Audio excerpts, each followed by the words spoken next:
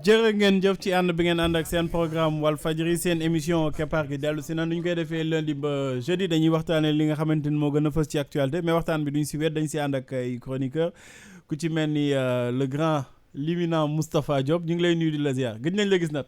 maa ngi lay ziar bu baax Pape Mokhtar di nuyu auditeurs yeeg téléspectateurs Walfadjri yëpp fu ñu mënti seetaane ak ci réew mu mënti nekk di nuyu également soxna Awa Diop Diagne bi ñu leen seqal waxtaan. namm nañ la mais dañ la déggagul bu baax bu ñu dafree micro bi rek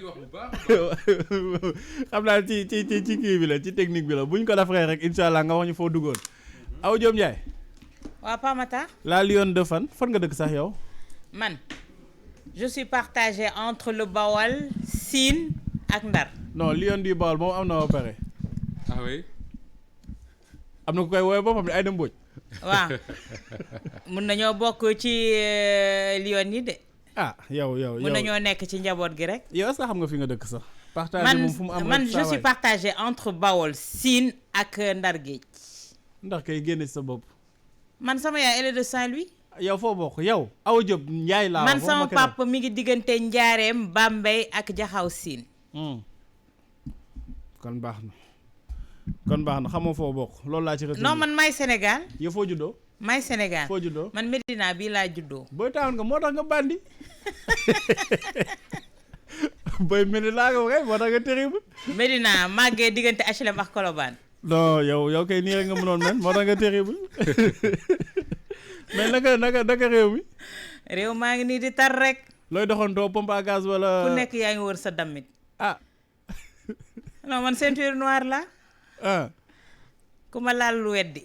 ah kon baax na. waaw kon baax na xam naa da ngay tiitalaate mais tus. tiitalaate ah nañ ci dem. ah oui. ceinture noire nga. ma ne nañ ci dem rek. yow booy yéeg si escalier yi di perdre sa suuf. xanaa këdd scooter nekku fi.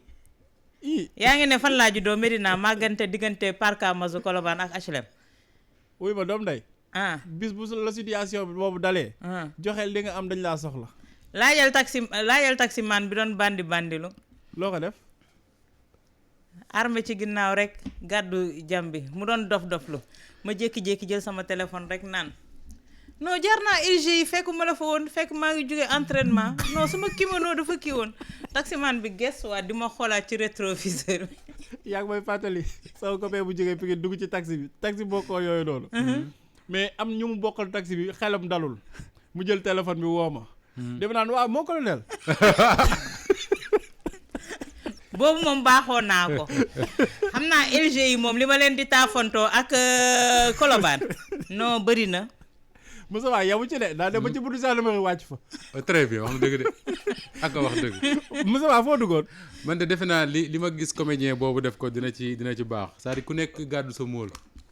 di doxantoog moom. ah booy dox gàddu birig rek di dox comme dëkk bi wóoratul ah man kay li ma gis dama ko xamul doy na waar lool. ci loolu dañuy commencé sax Moustapha dëkk bi mi ngi mel ni wóoratul vendredi am na crime samedi am na crime dimanche am na crime. bien que peut-être motif yi mën na wuute mais li ñu mën a jàpp mi seen dénominateur commun mooy insécurité.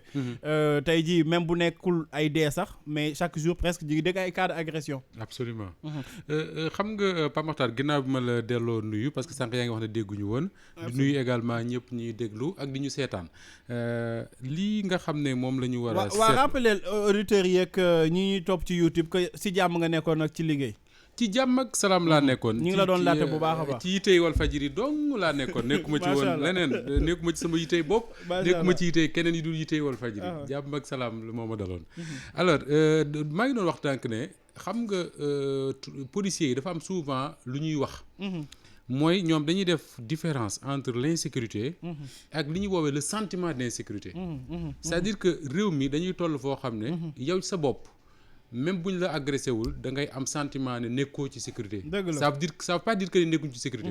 mais yow sa bopp da ngay dox ci mbedd mi am koñ yoo xam ne soo fa jaaree tu as le sentiment que tu n'es pas en sécurité.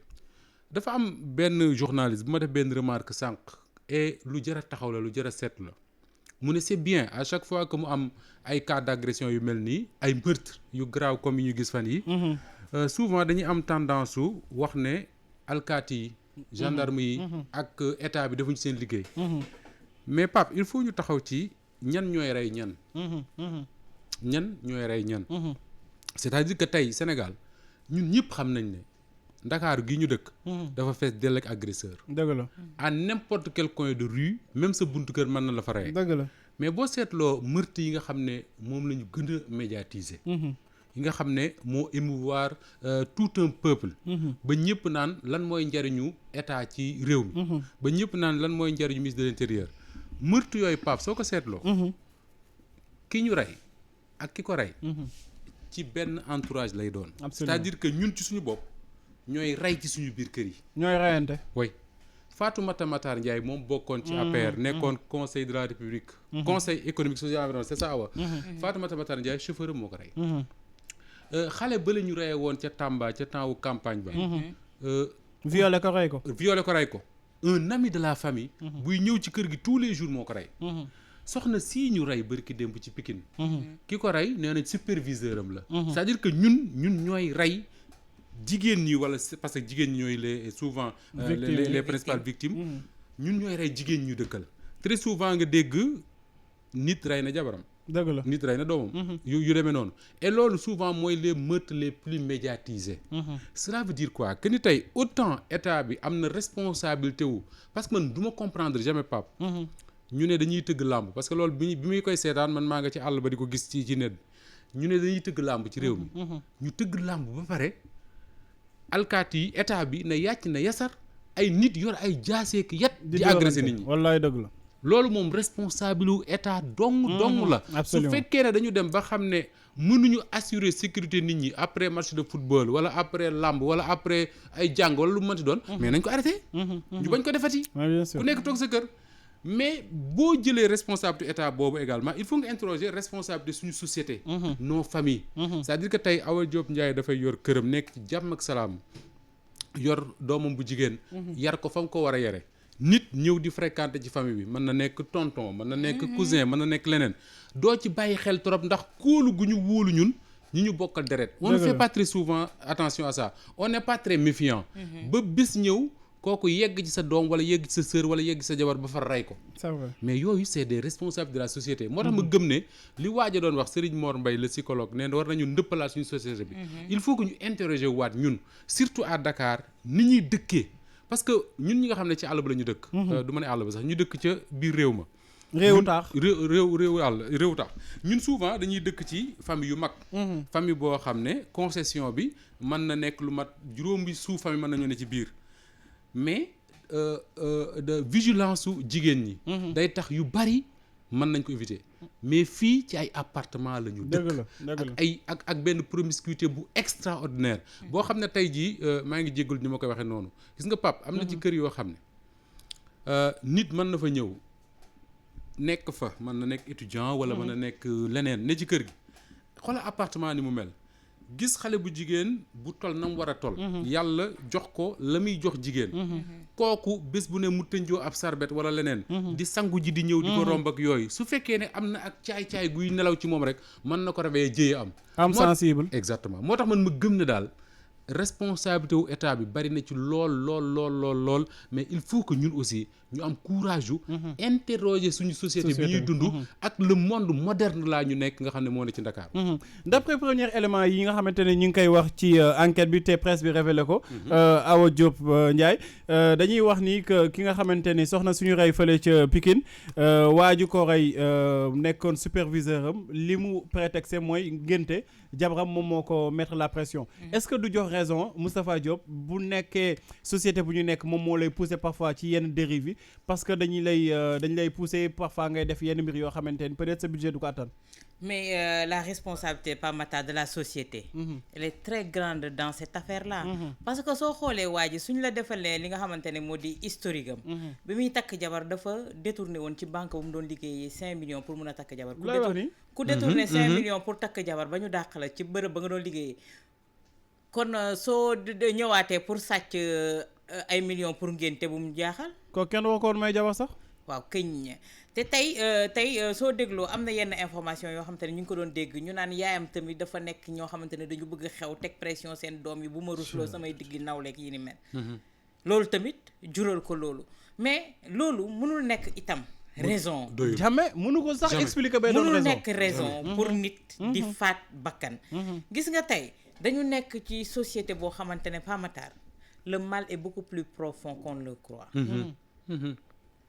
parce que tey jii nee naa leen avec l'avènement des médias ak des réseaux sociaux peut-être lu ñu doon nëppal yu bari ci kër yi mooy doog a génn rek mais daan na am surtout wàllu sàkku yi nga xamante ne ci biir kër la daan am nijaay di sàkku jarbaatam papa di sàkku doomam yooyu daan na am mais dañ ko daan nëppal dans la famille daanuñu ko jubal muy wax tey nag c'est au grand jour parce que l'avènement des réseaux sociaux des médias entre autres nit ñi nëbbatuñu dara ci seen biir kër yi te yar ba waroon am dafa amatul te yar boobu gis nga responsabilité état daf ci am responsabilité sociétale am na ci parce que responsabilité état moom moo di xam nga keroog fii bi ñu koy wax ñu ngi ko naan état daf ci am responsabilité bu mag parce que tey parents yi amatuñu temps wu toog ci seen kër ne ñi ngi yar seen doom yi wala ñu ngi surveiller seen doom yi parce que ku ci xëy muy jigéen muy góor da nga daan tëb di wuti pour indi loo dundalee njaboot tey da ngay xool kër yoo xamante ne yaay ci boppam day jug 4 heures du matin pour dem wuti papa jug heure boobu pour dem uti xale yi des fois suñu xëyee bay jàngi du ñu gis papa bu ñu waxal du ñu gis yaay bu ñu waxal des fois à la merci des bonnes wala à la merci de ñu dëkkandool ñoo xamante ne ñoom la ñuy jox rôle boobu ne leen yar leen te autant bi jamono di neex yaay daanul xëy di dem papa da daan dem mais yaay moo doon toog di jouer li nga xamante ne moo du rôle yar xale yi ci biir kër gi contrôler Aliou Sall nee na papa ji daan xëy attaqué ji yaay ji toog nekk défenseur mais loolu tey amatul ñëppay attaqué mais wax tey amatul te bu njëkk tamit yaay daanul nëbbal doomam tey yaay ñoom ñooy mbubbool seen doom sa papa day bañ sax nekk pas allemand tàng mais si sa yaay ngay réfugié wu sa yaay moo lay nëbbal di la nëppalal yenn yi autant doom soo ko daanoo ko nëppal da nga ko doon weer devant tous les quelqu'un pour mu am jom ëllëg ak si biir du ko def parce que cocon familial grande famille lañ doon nekk di yar tey Moustapha day def dara yaayam du ko woo in petto ak papam de dañuy bàyyi cousin cousine nijaay ñëpp a toog ñu waxandoo ko boobu ñi ci mbedd mi sax dañu amoon droit yar Pa Matar mais tey yow sa doom su génnee ci mbedd mi mu def naka su dul noonu sa benn dëkkandoo gis ko kaata nopp bi jiital ko ci kër gi su ñëwee nga xuloog moom ne ko lu tax dëgg la juróoluma la koy dóor voilà gis nga te bi ñu bàyyee tamit dóor ci école yi dafa jur lii c'est vrai gis nga école yi temps yi ñuy tendre par carte maître bi di yore chicotte wala di yore bâton boobu tamit yar amoon na parce que éducation bi dañ ko doon continuer ba dans les écoles mais tey loolu yëpp amatul suñ demee bañ naan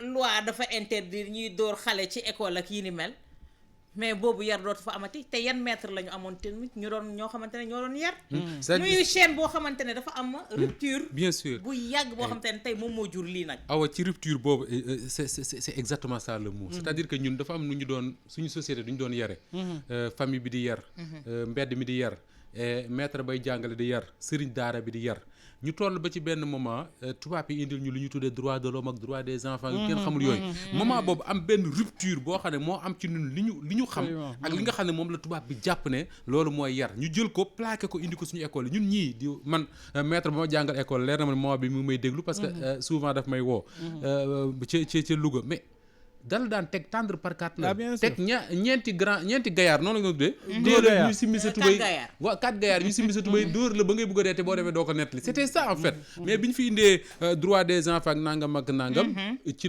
la rupture bi am mu am beneen affaire mooy li Awa Diop Ndiaye wax sànq gis nga les médias dafa am lu ñuy woowee effet d'amplification des faits c'est-à-dire que lii xew nii xëy na daana xew ci suñu kër yi mais médias yi ak réseaux sociaux yi dañ koy jox benn amplification boo xam ne la daan am fukk xëy na su amee benn ren jii day bari lool parce que regarde ce qui se passe depuis quelques jours ci réseaux sociaux yi bés bu ne nga gis ñu filmer ay agression wala leen def ko ci net bi yooyu c'est pas nouveau daana am mais film bi ñu ko doon def ci réseaux sociaux yi mooy li ci bees beneen bi mooy ñu ne ci benn société boo xam ne man parfois dama naan nous sommes une société très violente waxuma violence ci dóor nit wala rey ko mais violence ci suñu société bi li muy teg doomu aadama gis nga fii bu la yàlla dimbaliwul jox la les nerfs assez solides pour nga wala yar lay doon d'abord ñu yar la yar boo xam ne li Awa Diop Ndiaye am ak li ko yàlla wërsëgal doo ci teg sa bët ba tax nga def loo bëggul def ngir bëgg a mel ne moom gis nga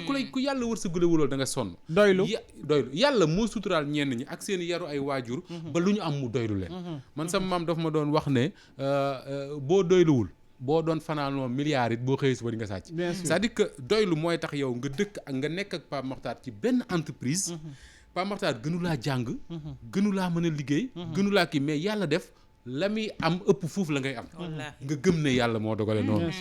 nga gëm ne yàlla moo dogale noonu. nga bokk ak sa frère boo xam ne yéen a bokk benn gañoo bokk benn ween bu ngeen nàmp kooku xam nga mënu la gën.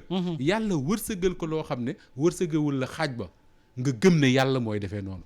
nga bokk ak sa benn camarade de classe jàngandoog moom daan ko raw fuuf école man ko yàlla def ngeen génn moom mu yor poste boo xam ne la muy gagné mën na laa fay téeméeri yoon. bien sûr nga gëm ne yàlla mooy dogale noonu. nga yem ci li nga yor mu doy sa ay nu ñu koy wax sax mu doy pour régler sa ay problème gis nga bu la yàlla wërsëgalewul jikko yu mel noonu faaw nga sonn parce que dañu nekk société boo xam ne da ngay gis réseaux sociaux yi par exemple su Awa Diop Ndiaye xewlee takk or ju dul jeex bien sûr te def feet bu dul jeex ñu def ko ci réseaux sociaux yi jigéen boo xam ne amoo ak yeewu trop waaw da ngay bëgg a teg Pape Makhtar sa borom kër lu mel noonu ne ko lii laa bëgg su fekkee ne Pape Makhtar moom amul ak dëgër lool mën na ko jéem a wuti te bu ko di wutee mënu koo am dina def lu mu bëggul yokk ci leneen tey man wax naa ko fi war naa mat 2 wala 3 at